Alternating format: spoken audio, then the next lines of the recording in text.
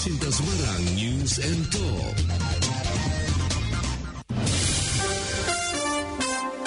Elshinta News and Talk. Komisi Pemberantasan Korupsi atau KPK kembali melakukan operasi tangkap tangan atau OTT yang kali ini terhadap Bupati Pemalang Anom Widiantoro. OTT ini menjadi yang kelima terhadap kepala daerah di Jawa Tengah sepanjang 2026, sekaligus menambah daftar panjang pejabat daerah yang tersandung kasus dugaan korupsi. Sebelumnya KPK telah menjerat Bupati Pati, Pekalongan, Cilacap, dan Sukoharjo dengan berbagai perkara, mulai dari dugaan jual beli jabatan, suap proyek hingga pemerasan. Fenomena ini memunculkan pertanyaan besar mengenai efektivitas upaya pencegahan korupsi di daerah. Padahal kepala daerah telah melalui proses demokrasi dan memiliki tanggung jawab untuk menjalankan pemerintahan yang bersih dan berintegritas. Bagaimana mencermati OTT kelima kepala daerah di Jawa Tengah ini? Sejauh mana penindakan KPK mampu memberikan efek jera sekaligus mendorong perbaikan tata kelola pemerintahan? Kami akan berbicara dan berbincang secara langsung bersama dosen hukum pidana atau akademisi Fakultas Hukum Universitas Negeri Semarang, Dede Indraswara SHMH. Elshinta News and Talk. Mas Dede, kalau kita melihat terkait dengan OTT yang terjadi kali ini di Pemalang ya, Bupati Pemalang, kalau kita melihat terkait dengan OTT, sebenarnya KPK sudah melakukan 16 kali OTT ya, terhadap kepala daerah dengan keseluruhannya ada totalnya 18 kali OTT yang telah dilakukan. Ini melihat fenomena ini seperti apa, Mas? Apakah memang ini seperti masih dalam gunung es ya, yang belum kelihatan nih puncaknya ini di mana nih? Ataukah melihatnya seperti apa terkait dengan mungkin penindakan dan juga pengawasan yang selama ini telah dilakukan sendiri ya? Melihat masih banyak sekali nih kasus-kasus dugaan korupsi yang ternyata dilakukan oleh kepala daerah sendiri. Mas Dede. Oke, baik ya. Terima kasih atas bicara soal KPK, memang hari ini KPK sudah banyak ini membandrol nih ya kepala-kepala daerah yang di Jawa Tengah sendiri ini adalah kelima atau boleh dibilang ini klasmen kelima. Selain daripada yang pertama itu di Januari tahun ini dari Bupati Pati, terus di bulan Maret ada Bupati Pekalongan, di bulan Maret yang sama ada di Bupati Cilacap, terus baru beberapa waktu kemarin di bulan Juli ini di Bupati Sukoharjo. Meskipun di daerah-daerah lain itu juga banyak. Tapi bicara soal penanganan atau OTT yang ada di Jawa Tengah ataupun di daerah-daerah lainnya, ketika kita melihat nih dari perspektif hukum pidana, fenomena ini tuh nggak bisa nih dipandang sebagai kasus yang berdiri sendiri, Kak. Kenapa? Kalau kita lihat nih 1 tahun terdapat 5 kepala daerah di Jawa Tengah. Meskipun ini baru setengah tahun ya, belum sampai 1 tahun terakhir, itu sudah ada 5 yang ketangkap tangan oleh KPK. Maka kita perlu nih membaca bahwa persoalannya itu bukan soal pada individu pelaku. Rasa-rasanya itu juga pada persoalan dalam tata kelola pemerintahan daerah. Berbicara lagi nih, soal OTT KPK, aslinya negara ini sudah hadir atau belum ya? Bicara soal negara ini sudah hadir atau belum, rasa-rasanya mungkin sudah, tapi kok masih banyak. Bicara soal konstitusi deh, pasal 1 ayat 3, bahwa Indonesia itu adalah negara hukum. Yang seluruh penyelenggara negaranya itu, baik itu termasuk kepala daerah, dan aparatur pemerintah daerahnya itu wajib nih mematuhi segala hal-hal berkaitan dengan hukum. Tapi kok katanya Indonesia negara hukum, tapi ketika dia sudah berkuasa, kok hukumnya diabaikan? Apakah masih ada tuh negara hukum atau negara kekuasaan hanya dipimpin oleh elit-elit saja? Jadi kita pantas untuk mencurigai, kita pantas untuk memperkirakan kira-kira apakah negara kita itu sudah hadir atau belum. Mungkin itu sih Kak sebagai awalan. Iya, kita flashback ya Mas Dede ya, seperti yang tadi disampaikan Mas Dede, ini ya bukan yang pertama kalau di Pemalang ya, artinya ini yang kedua. Kalau yang pertama sempat kemarin OTT Mukti Wibowo ya, untuk yang Bupati periode sebelumnya, kali ini juga terjadi lagi nih oleh Anom juga. Apakah kemudian bagaimana dengan evaluasinya sih kalau kita melihat terkait dengan di daerah ya Mas Dede ya? Kalau sudah terjadi seperti ini, kenapa kemudian tidak ada evaluasi nih? Atau bagaimana nih sebenarnya pengawasan di daerah kalau kita bicara terkait dengan daerah ya? Sampai bisa terjadi 2 kali. Apakah ini katakanlah sebagai sasaran empuk ataupun sebenarnya ada hal lain nih yang belum bisa disampaikan ya mungkin dari KPK-nya sendiri terhadap publik. Karena saya juga sempat baca, ini juga dari OTT ini juga DPUPR kabarnya juga sempat disegel, Mas. Melihat ini bagaimana, Mas Dede? Oke, pertama mungkin aku harus jelaskan dulu bahwa langkah KPK untuk tidak membeberkan dengan detail terkait dengan alurnya itu sudah benar ya Kak. Jadi berbicara soal hukum acara pidana atau berbicara soal bagaimana penegakan korupsi. Jadi di KUHP, kitab acara pidana kita, di pasal 91 KUHP kita berbicara nih bahwa dalam penetapan tersangka, penyidik itu memang dilarang melakukan perbuatan yang menimbulkan praduga bersalah. Atau kalau dalam bahasa kita bahasa akademis itu dinamakan presumption of innocence. Jadi jangan sampai ini masyarakat itu menduga-duga bahwa ini salahnya karena ini dan lain sebagainya. Nah, kita patut untuk mendukung KPK dalam koridor ini mendukung apa? Jadi KPK itu punya waktu 1 kali 24 jam, Kak, untuk dia memberikan atau menelisik lebih dalam bukti-buktinya. Setidaknya ada dua alat bukti yang sah ya, untuk nanti bisa dibilang nih Anom ini atau Bupati Pemalang ini itu benar sebagai tersangka. Jadi itu menjadi awal dulu. Lalu ketika kita berbicara nih soal apakah ini by system, kok ini sudah 2 kali ya, tahun 2022 ya, Pak Mukti itu terkena. Sekarang 2026 hanya selisih 4 tahun. Itu Pak Anom sudah terkena lagi nih. Kalau kita nih berbicara soal akademiknya nih ya, berulangnya kasus korupsi di daerah yang sama itu menunjukkan bahwa penindakan hukum itu sebetulnya belum penuh diikuti oleh reformasi kelembagaan. Jadi apa maknanya? Yang berubah itu mungkin hanya covernya saja, tapi intinya di dalamnya itu sama. Yang berubah mungkin hanya pelakunya saja, tapi budaya organisasi atau budaya lembaganya itu sama, atau sistemnya itu masih sama.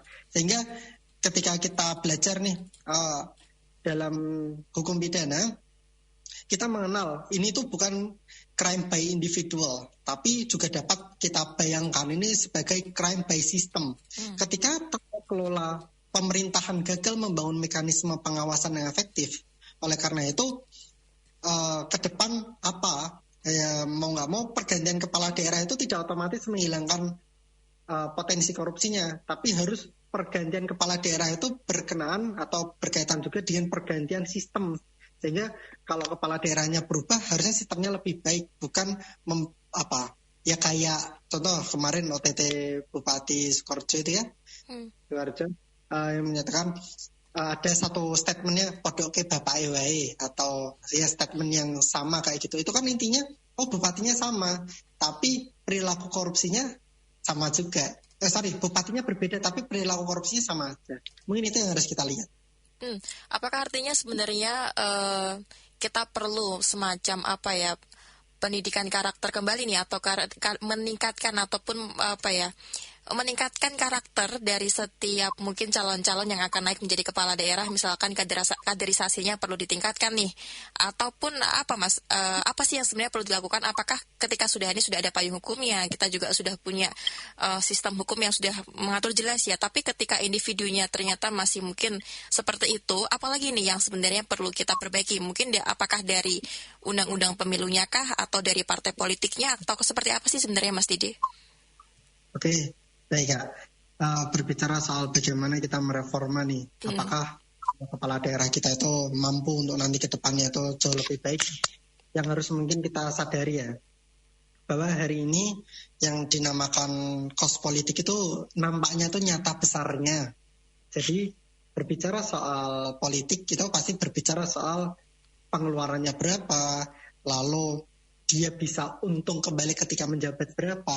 Nah, nampaknya statement-statement itu atau narasi itu jangan sampai berkembang begitu luas. Terus kita perlu untuk mendidik calon-calon nih, kepala-kepala daerah. Kalau kita berbicara soal trisula anti korupsi ya Kak, jadi ada 3. Yang pertama itu ada pendidikan, lalu yang kedua ada pencegahan, dan yang ketiga ada penindakan. Kalau hari ini KPK melakukan OTT ya kita berbicara soal penindakannya yang dilakukan oleh KPK.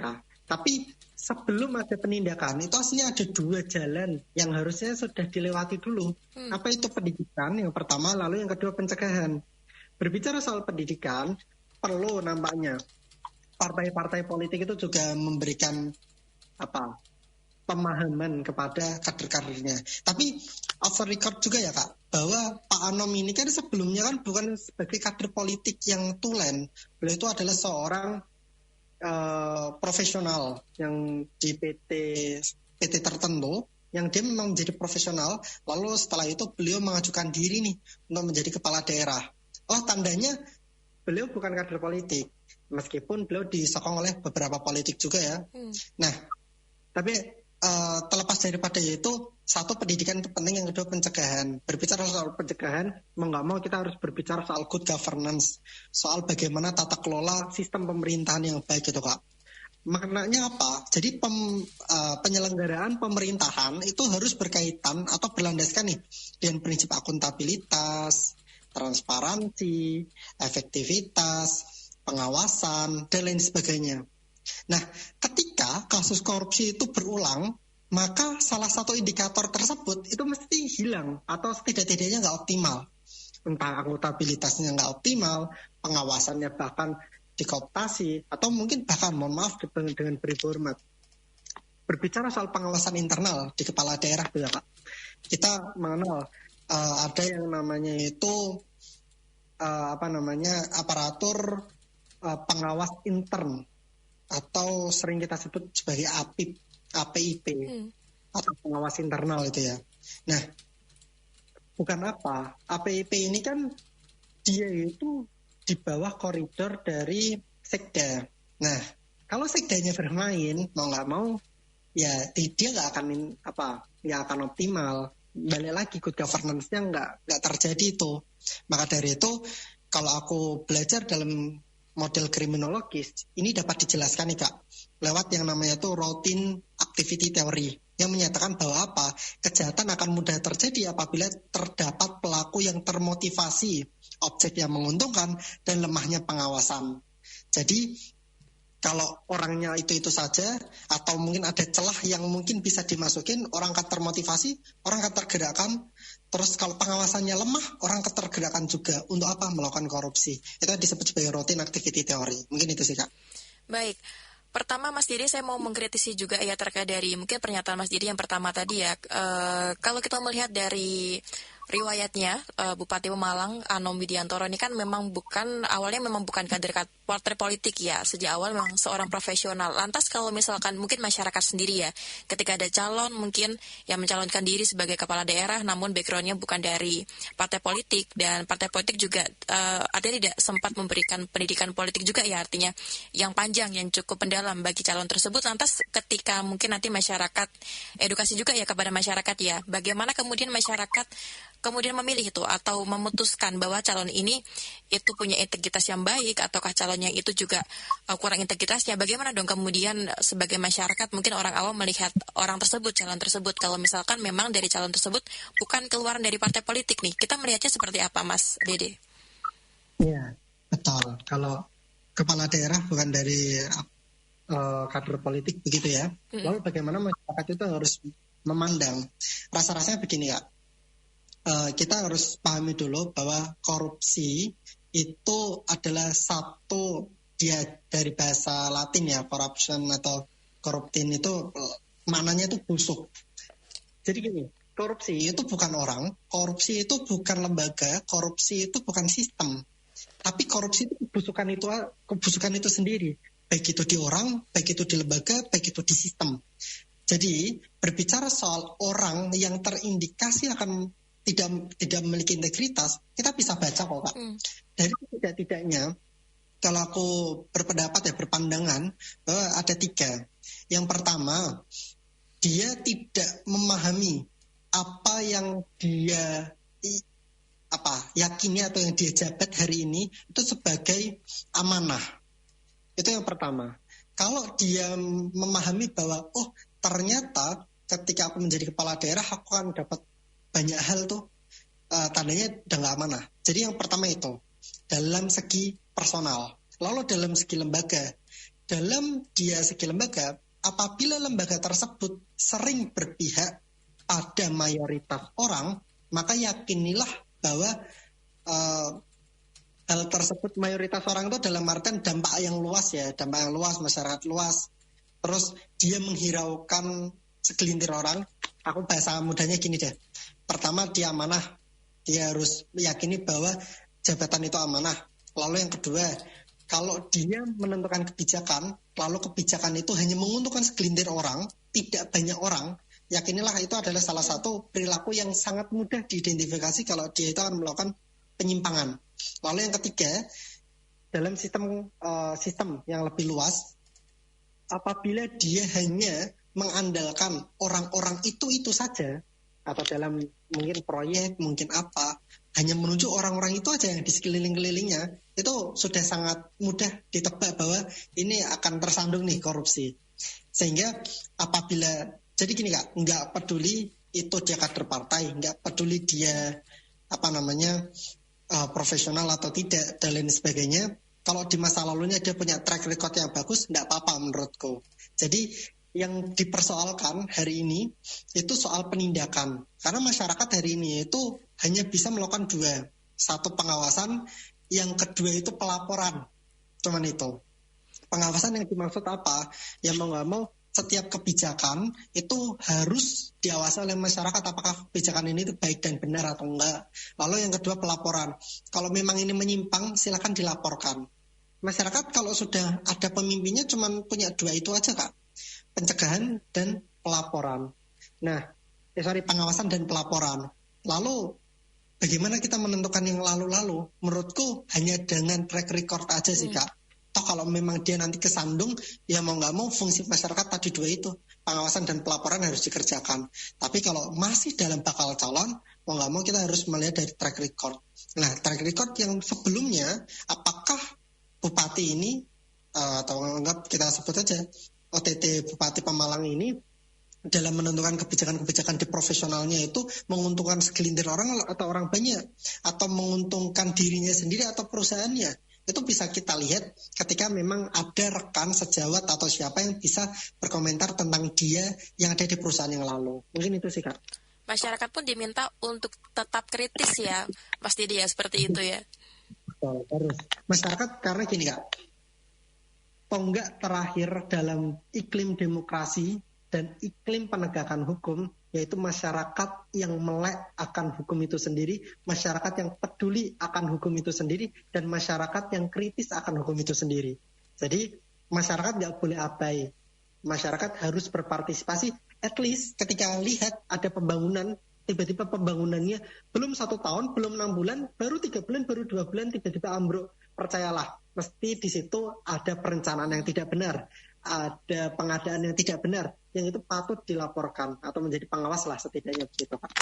Baik, ini juga ada pertanyaan dari 2 pendengar lewat WA, tapi sebelum itu kami juga sempat menghubungi Jubir KPK ya Mas Dede ya. Kami sempat menghubungi Jubir KPK Pak Budi Prasetyo. Tadi juga sempat mengirimkan rilis terbaru ke Elsinta. Ini saya bacakan dulu ya Mas Dede ya. Tadi informasi terkait dengan update yang di Pemalang, ini tadi Pak Budi Prasetyo menyampaikan juga sempat mengamankan nih sejumlah 21 orang ya. Tim juga mengamankan barang bukti diantaranya uang tunai senilai lebih dari 2 miliar. Penyelidikan tertutup dan terkait dengan dugaan penerimaan yang dilakukan oleh Bupati terkait dengan proyek-proyek di wilayah Kabupaten Pemalang. Selain itu, penerimaan oleh Bupati juga diduga terkait dengan jual beli jabatan. Itu kami dapatkan dari Pak Budi Prasetyo tadi saat menghubungi beliau. Sementara itu ada komentar dari pendengar. Ini mungkin juga sudah baca-baca terkait dengan OTT Pemalang ya ini dari pendengar. Ini juga mengatakan seperti ini dari Pak Roy di Semarang. Saya senang ada berita OTT ini, tapi saya juga bertanya-tanya nih, apakah proyek-proyek yang sudah berjalan di Pemalang nanti akan dihentikan atau tetap dilanjutkan setelah ada kasus OTT ini? Kemudian ada Pak Boy di Semarang. Uang yang disita lebih dari 2 miliar. Apakah uang itu nantinya bisa langsung dikembalikan ke negara ataukah harus menunggu putusan pengadilan? Mohon pencerahannya Pak narasumber. Ada 2 pertanyaan, boleh ditanggapi Mas Dede. Oke. Mungkin aku akan menanggapi dulu untuk yang pertanyaan pertama ya. Apakah nanti proyek-proyek tersebut akan mandek atau tidak? Jadi gini, dalam penyusunan proyek itu pasti ada rencana. dan rencana itu ada penganggarannya. Sehingga meskipun kepala daerah, kepala dinas itu terkena sanksi, terkena pidana dan lain sebagainya, proyek itu harus tetap dijalankan. Terkecuali memang proyek tersebut itu adalah proyek yang memang modelnya kolaborasi, sehingga dalam prosesnya kolaborasinya dibatalkan. Kecuali itu ya pengecualiannya. Sehingga tetap nanti akan terus dijalankan proyek-proyeknya, meskipun nanti akan ada beberapa penelusuran. Biasanya ini akan berimbas pada tahun anggaran 2027 gitu. Nanti apakah ini akan diselesaikan dulu atau ada prioritas-prioritas lainnya. Itu nanti kita berbicara soal itu, berbicara soal political will dari kepala daerah. Apakah nanti wakil bupatinya akan naik atau turut serta diperiksa sebagai saksi atau mungkin seperti apa kita juga belum tahu. Lalu yang kedua, apakah nanti uang yang disita senilai 2 miliar, lalu saksi-saksi yang tadi disebutkan ada 21 saksi itu ya, atau tersangka juga. Nah, uang itu tidak langsung tiba-tiba dikembalikan kepada negara. Seperti itu. Jadi, uang itu jadi uang yang masuk. Jadi ini, mungkin izin kami jelaskan juga bahwa tangkap tangan itu tertangkapnya seseorang ada 3 waktu. Saat dia sedang melakukan tindak pidana, terus beberapa saat setelah dia melakukan tindak pidana, sesaat kemudian diserukan oleh khalayak ramai sebagai orang yang melakukan tindak pidana, atau sesaat kemudian padanya ditemukan benda yang diduga keras telah dipergunakan untuk melakukan tindak pidana yang menunjukkan bahwa dirinya adalah pelaku, turut melakukan atau dan lain sebagainya.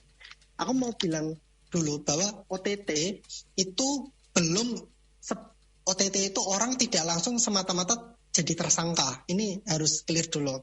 Meskipun ini sudah ada lanjutan tadi dari jubir KPK menyatakan ini sudah diamankan 21 orang lainnya, terus ada uang 2 miliar dan sebagainya. Nah, uang 2 miliar terus ada 21 orang itu yang menjadi tersangka juga atau saksi itu, mereka itu disebut sebagai kalau dalam kami di hukum pidana itu alat bukti. Nah, alat bukti itu jadi gini, seseorang dapat bisa dilakukan sebagai tersangka apabila setidak-tidaknya ada 2 alat bukti yang sah. Nah, saksi dan uang yang diambil itu sebagai alat bukti. Maka dari itu, praduga saya atau pandangan saya bahwa habis ini Pak Bupati Pemalang ini akan menjadi tersangka karena setidaknya sudah ada 2 alat bukti nih. Nah, pertanyaannya, untuk 2 miliar ini apakah langsung tiba-tiba kembali? Jawabannya tidak. 2 miliar ini akan menjadi alat bukti sampai setelah persidangan selesai, diketok palu atau dalam kita disebut sebagai inkrah van gewitz atau berkekuatan hukum tetap, nanti uang itu akan diberikan kepada negara. Atau nanti kita akan lihat dulu, biasanya dalam putusan uang ini akan dikembalikan kepada negara dengan bentuk apa dan lain sebagainya. Itu biasanya ada, itu berdasarkan putusan. Jadi tidak bisa tiba-tiba keambil karena alat bukti harus ada sampai persidangan selesai dan dia diketok palu. Gitu. Jadi baik. Seperti itu, Pak. Ada lagi satu pertanyaan dari Bu Vivi, boleh mungkin ditanggapi sekaligus sebagai closing statement ya Mas Dede ya. Ini sebenarnya tadi juga mau saya tanyakan, tapi ada Bu Vivi bertanya nih lewat WhatsApp. Mas Dede, kenapa sih kasus OTT Bupati ini seringnya soal beli jabatan ya? Tidak adakah sistem transparansi yang sebenarnya sudah kita miliki? Ataukah memang sejak awal ini memang jadi lahan ya bagi para pejabat untuk melakukan korupsi? Silakan tanggapannya mungkin sekaligus sebagai closing statement Mas penegasan. Baik, jadi begini, berbicara soal kasus OTT yang ada di kepala daerah itu aslinya tidak hanya soal jual beli jabatan ya. Jadi kebanyakan, 1 jual beli jabatan, yang kedua suap menyuap, ketiga gratifikasi, lalu kesewenang-wenangan dalam kewenangan jabatannya. Kebanyakan 4 itu sih yang saya pahami ya. Meskipun yang lainnya mungkin juga ada, tapi jarang. Nah, berbicara soal jual beli jabatan ini, itu maklum dan ada, bukan menjadi hal yang wajar dan dibenarkan. Tapi kita bisa memandang bahwa, ternyata jual beli jabatan ini, dia itu bisa dilakukan dengan mudah oleh orang yang punya jabatan lebih tinggi. Jadi kita harus pahami dulu bahwa ternyata pengawasan kita kurang. Sehingga aku mau berstatement seperti ini sih Kak. Ada 4 langkah yang harus kita lakukan secara bersamaan. Kenapa? Biar jual beli jabatan ini tidak ada, setidaknya ya minim lah. Pertama, memperkuat sistem pengawasan internal melalui APIP. APIP ya aparat pengawas internal pemerintah dan inspektorat agar mampu mendeteksi penyimpangan sejak dini. Percaya atau tidak, jual beli jabatan itu kan tandanya aparat internal. Jadi gini, di dalam internal pemerintahan daerah itu mereka itu punya pengawas internal. Nah, persoalannya pengawas internalnya apakah optimal atau tidak, seperti itu. Jadi pandangan saya yang pertama memang harus didorong nih, APIP ini harus memang menjadi tonggak utama gitu. Lalu yang kedua, meningkatkan transparansi dalam pengadaan barang dan jasa, mutasi jabatan, pengelolaan anggaran dengan memanfaatkan sistem digital yang dapat diawasi publik. Percaya atau tidak, kenapa model barang dan jasa sekarang kan ada kayak penunjukan langsung dan lain sebagainya. Itu sekarang kita punya e-katalog, kita punya sirup yang itu pengadaan barang jasa itu bisa dari sana. Tapi soal mutasi jabatan kita nggak tahu nih nanti mutasi jabatan ini seperti apa. Harusnya kalau pemerintah berani soal mutasi jabatan, jabatan ini naik karena dia punya prestasi, ya sudah ditampilkanlah saja di khalayak umum, khalayak publik. Karena mereka kan juga pelayan publik, public service tuh kan. Boleh-boleh saja mereka ditampilkan untuk ternyata prestasinya gini. Sehingga dia dimutasi jabatan atau kenaikan jabatan karena prestasinya. Jadi begitu. Jadi ada pembandingnya itu. Kan hari ini orang mutasi jabatan itu ya semau-mau kepala daerahnya. Iya. Gitu. Lalu ketiga, memperkuat perlindungan terhadap pelapor. Hari ini masyarakat itu rasa-rasanya juga takut untuk melaporkan.